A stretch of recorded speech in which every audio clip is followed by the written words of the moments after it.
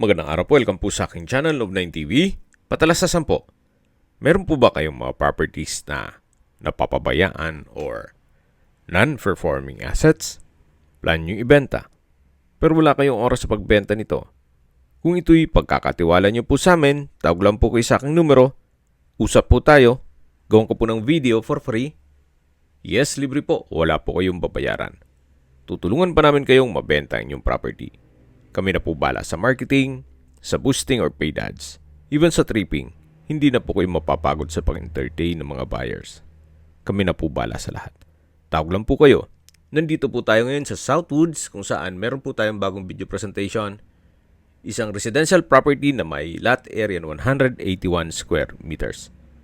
At ang floor area po nito ay 181 square meters. Ito po'y titulado, buhay po ang may-ari. Kaya wala po kayong maging problema sa documentation o sa transfer ng title. Ito po'y fully furnished at well-maintained. Kaya ito po'y ready for occupancy. Samahan niyo po ako, pasok po tayo. So dito po yung receiving area at dito naman po yung covered carport na naka-tiled flooring. At kakasya po ang isang SUV. Then yan po yung main gate. So mula po dito sa garahe, ito po ulit yung receiving area na kung saan naka-polycarbonate po ang roofing. Then meron din pong mga split type aircon. Ito pong sliding glass windows ay may security grill. Lipat po tayo dito sa main door na kung saan ito ay naka-solid wood at may glass panel.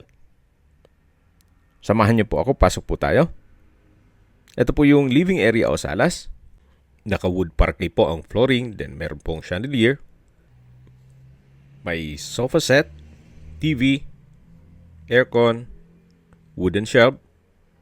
Then hindi lang po kasama yung mga personal stuff ni owner, pati mga collections niya.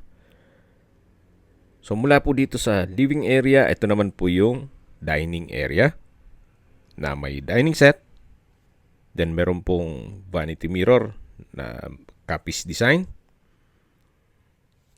At meron pong sliding door glass in between itong dining at kitchen.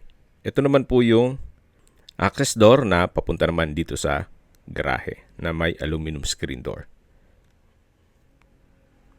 Then yan po yung main gate at pedestrian gate.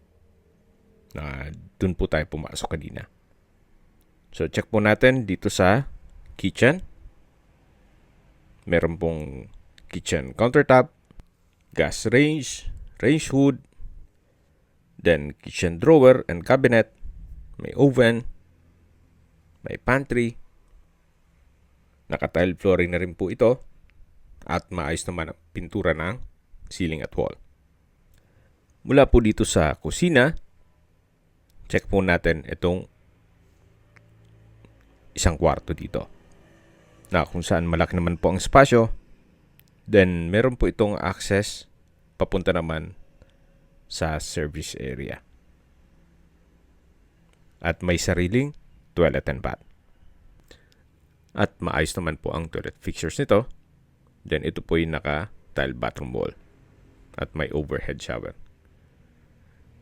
So mula po dito sa toilet and bath ng unang kwarto, lipat po tayo dito sa may access door na kung saan ito naman po yung service area. Dito po sa service area ay malaki naman ang espasyo, then covered na rin po ang kalahati nito. So pwede po itong gawing maid's room. So, labas po tayo dito sa unang kwartong na i-present ko sa inyo. Balik po ulit tayo dito sa formal kitchen. Sa dulo po ay meron pong sliding glass door at likod po niyan ay yung garahe. So, mula po dito sa may kitchen, mayroon pong another access door na papunta naman sa pangatlong kwarto. Sa spasyo naman ito ay sakto lang. Hindi naman siya ganun kaliit at hindi naman ganun kalaki. Mula po dito, may access po dito sa kabilang kwarto. Kaya kung sakali pong meron kayong anak na gusto nyo mamonitor lagi, dito po sila sa kabilang kwarto at doon naman kayo sa mas malaking kwarto. Pero pwede rin pong isarado nyo yan. So, depende po sa maging purpose nyo once na ma-acquire nitong property. So, balik ulit tayo dito sa may formal kitchen. Yan po yung sliding glass door. At dito naman po yung dining area. At matatawag natin yung living area. Diyan po sa likod nitong sofa ay meron pong lanay. Mamaya po check natin yan. So ito po yung kabilang kwarto. Mas malaki po ang spasyo nito. Then meron din pong split type aircon. Actually meron pa pong window type aircon at dalawang sliding glass window with security grill. Sa pintura, maayos din po. Wala po kayong papagawa. So, ito po yung maliit na kwarto na pinakita ko sa inyo kanina. Mula sa kusina. Ito po yung pangatlong kwarto. Paglabas po natin, dito naman po yung common toilet and bath. May hand wash basin with vanity mirror. Then bathroom cabinet. At dito naman po yung water closet. Then yung shower area. At ito po yung naka-tile bathroom wall. So labas na po tayo dito sa common toilet and bath. At check natin ibang parte nitong bahay. So mula po dito sa pangatlong kwarto, ito po yung living area o salas. At check na po natin yung pang-apat na kwarto o master bedroom. Ito po yung naka-solid wood door. Then, napakalaki din po ng spasyo nito. May glass windows. Then, sa pintura ng ceiling at wall, maayos po. Naka-wooden design tile flooring. Then, may bed frame and mattress, console table, bedside table, at meron din po itong sariling toilet and bath. Check po natin. So, naka full bath po siya. May walk-in closet.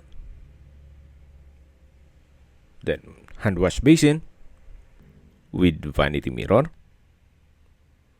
Then, dito naman po yung sliding glass door o enclosure. Yung water closet with bidet. Stainless towel holder. Then meron pong hot shower set. From floor to ceiling po ang tile bathroom wall.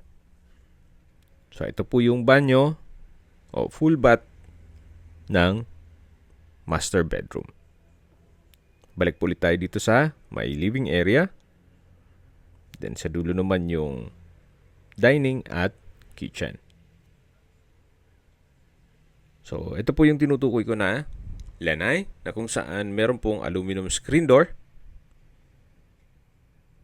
at may ilang mga ornamental plants at Chinese bamboo dito sa may perimeter fence.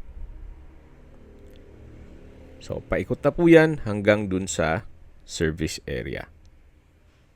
At doon sa kwarto na na-present ko sa inyo kanina. So, napakalaki pa po ng espasyo dito. At meron din po palang dirty kitchen. Okay, sa distance, location at travel time portion na po tayo. Napakaganda po ng lokasyon nitong property gawa ng wala pa pong isang oras nasa Manila na kayo. At hindi lang doon, napakalapit lang nito sa Southwoods.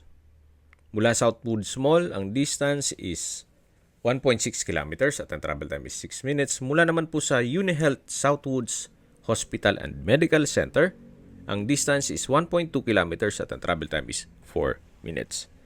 Yan po yung lagi kong binabanggit sa inyo na dapat nyo i-consider sa pagharap ng property, yung meron pong malapit na hospital. Hindi ko naman po sinasabing sakitin kayo. Yan naman po for emergency purpose lang naman. At mula naman po sa Pasita Public Market, ang distance is 4.4 kilometers at ang travel time is 15 minutes. Mula naman po sa Makati, BGC at Airport, ang distance is 31.3 kilometers at ang travel time is 41 minutes. Opo, wala pa pong isang oras nasa Manila na kayo. At sa presyo na po tayo, binebenta po ito ng owner sa murang halaga, 7.5 million pesos net. Ibig mong sabihin, si buyer po ang sasagot sa lahat ng taxes at expenses with regard to documentation. Kung may mga katanungan po kayo, tawag lang po kayo sa aking numero. At sa mga kababayan naman natin nasa ibang bansa, meron po akong Telegram. Sa mga iPhone user naman, by iMessage. Meron din pong Imo, Skype, Viber at WhatsApp. Same number lang po, 0917-316-3399. Sa mga nagtatanong naman po ng aming Facebook, meron po kaming Facebook page na Nov9 TV at Facebook Reel Video. Meron din pong TikTok at Instagram. May ibang YouTube channel po kami na The Nov9 TV channel, Nov9 TV Listings, Nov9 TV On The Spot, at Nov9 TV Updates. Sana po naibigan nyo ang video presentation. Paki-like and subscribe na lang po sa aking channel para ma-update din po kayo sa aking future listings. Kung sakali po hanap nyo yung mas malaking sukat ng lupa, mayroon din po kami ibang listings na pwede nyong pagpilian. Huwag po kayong mag-atubiling tumawag sa amin, then let us know your budget para malaman namin kung anong property pwede naming ilok sa inyo. Sa lahat pong viewers, subscriber at nagtiwala po sa amin, salamat po sa suporta. Ingat po kayo lagi at yung pamilya. Maraming salamat po.